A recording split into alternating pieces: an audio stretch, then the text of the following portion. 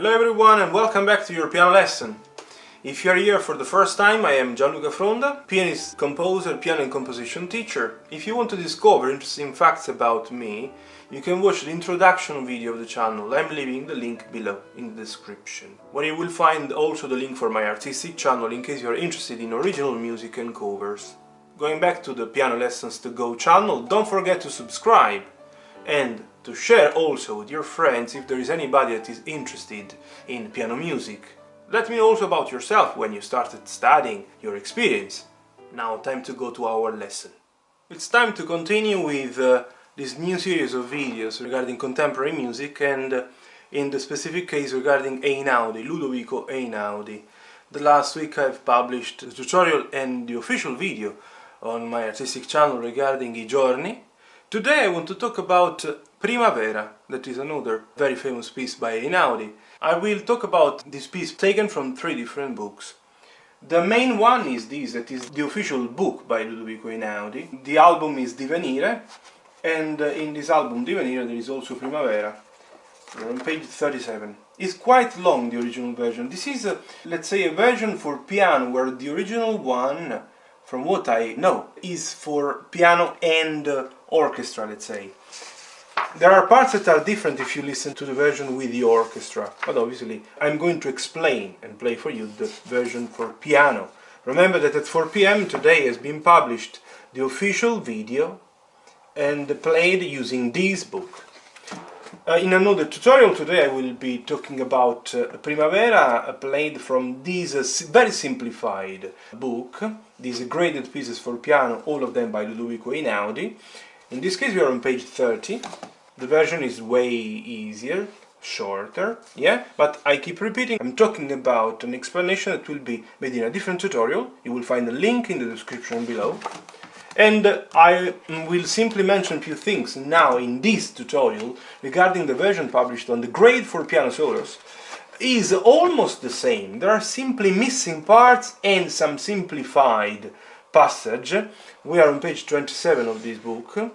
You will get also the recording according to this version of Primavera. Okay? Here we have 5 pages, where on the original one we have 7 pages.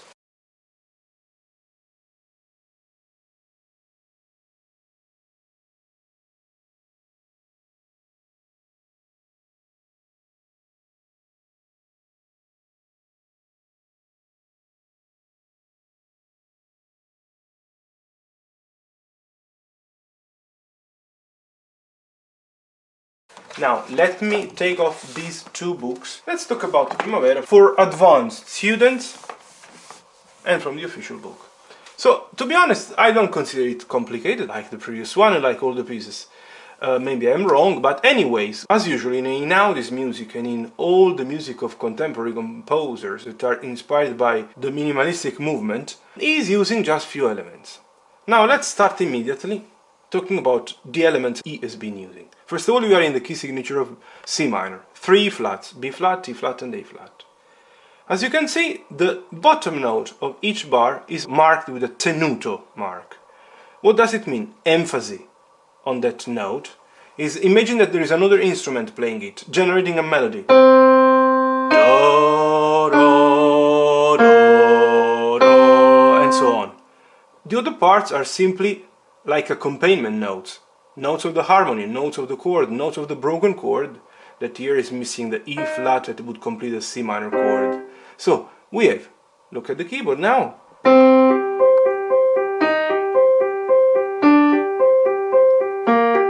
And so on. This is what I mean. Simply emphasize, stay a little bit more on that note. Repeat sign, we go back, then we carry on. We add finally the melody.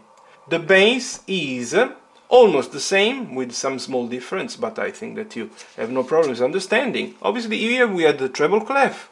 Treble clef goes on up to this point, bass clef. We are moving from C minor now to E flat major, I can say. It's definitely visible. I'm not going too much into the analysis of the harmony here, because otherwise it would take too long. But anyways, I'm happy to help. If you will leave a comment where you want a further explanation, I'll be happy to publish another video in the future where I will talk about the analysis, the harmonical analysis of the piece. So we go on. we go back to the same pattern that we had at the beginning. We have to mind this sign, because we will need now, at some point, exactly at the end, on the 7th page of the piece, on page 43 of the book, we have dal segno al coda. So you have to definitely go back once, twice, and you arrive exactly here. So it's from this point that you play again everything, according to this version. You carry on, and exactly at the end, instead of playing these two bars, you have to go to the coda. One of the most interesting parts, at least for me, is this one where there is an opening of the theme. There is a very interesting pattern made of 1st degree of the C minor, 6th of C minor, that is A flat major, 7th of C minor, that is the B flat major. This chord I would consider like the 3rd of C minor, like E flat major, but played in first inversion. So it seems to be the 5th of C, the note, but this is E flat major. Yeah, a little bit of analysis is interesting at some point. You see, this is definitely, if you take this G and you simply bring it here where it was anyways, and we take off the top one and we reduce the notes, you see that this is E flat major.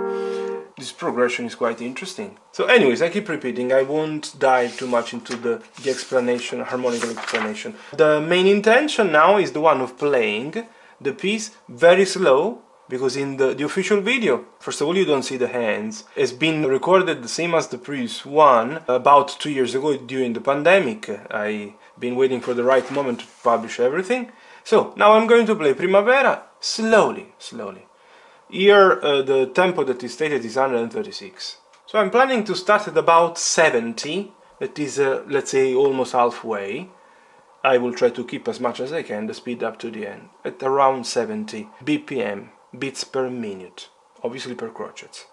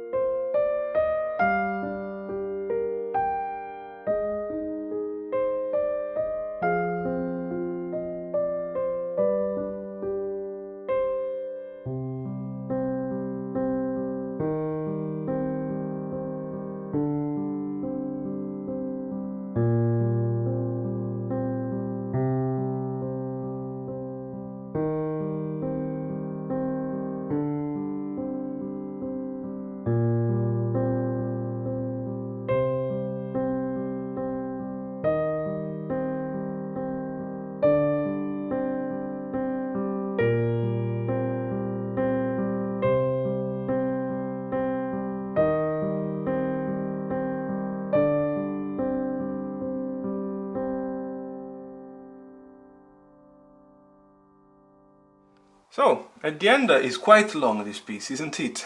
Especially played slow. I was playing at about 70, I believe, halfway. So there are a few other advices that I want to give you now, very practical. Now they make sense because you've seen me playing it. Not that much about the beginning, it's about what happened at some point when we have the two hands that are getting very, very close. You see that I have crossed these C's. We have to remember that we are in the treble clef because we had a change of clef here at the end, yeah? So, here the C of the right is the same identical one of the left, and that's why I play it with the right and I don't play it with the left. Played very well gently is not harsh, look. This is exactly what you should do. You can play doing exactly this.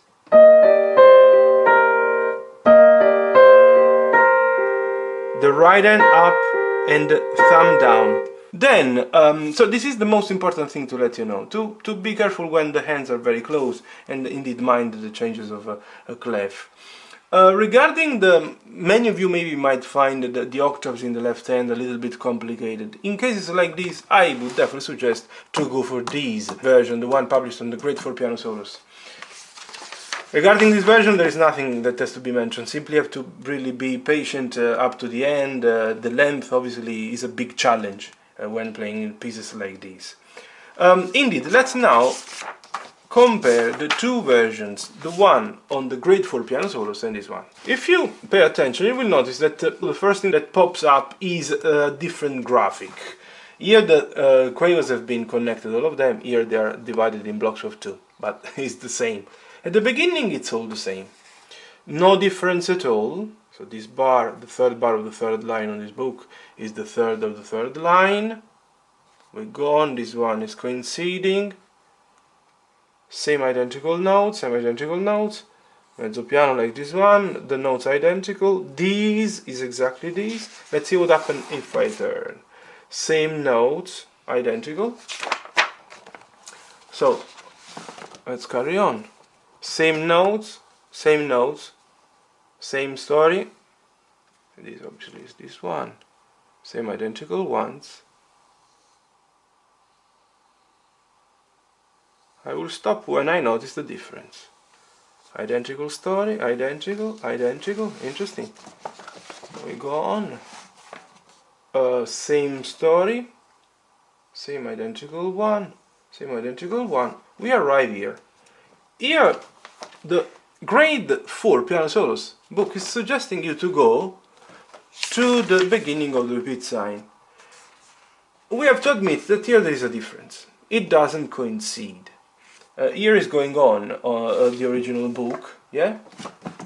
And the third bar of this new section is not the same. It's slightly different. Here we have semiquavers again. We don't have semiquavers here. We have the semiquavers here. So this one is this one, according to this repeat that we had. It goes on, same way, same, identical, slightly different here. Here we don't have the octave, here there is. And here we are, is here now the big difference. Because the biggest difference. Here the book goes, the original one goes to this left hand, playing these notes, but with a melody note. So here, the left hand notes of the original one are played in this book, the one, the simplified one, let's say for grade 4, played by the right. Here, played by the left, with a melody note. So that's why I would say that those that have some problem with octaves and want to play a slightly shorter version of the of Primavera, they might definitely opt for this, because here we are. Where here we have octaves, here we don't have any octave in the left, single notes. And that's why I would definitely suggest you to use this book if you don't feel comfortable yet playing the left hand octaves. This one is full at some point of left hand octaves. You see, in this page we have so many octaves, all octaves, these ones. It might be not that much comfortable for you if you have never developed the technique of the octaves. Here, 0. Not even 1 octave. Maximum you can get are the fifths, same as the other one. So I think that this is what I wanted to clarify today.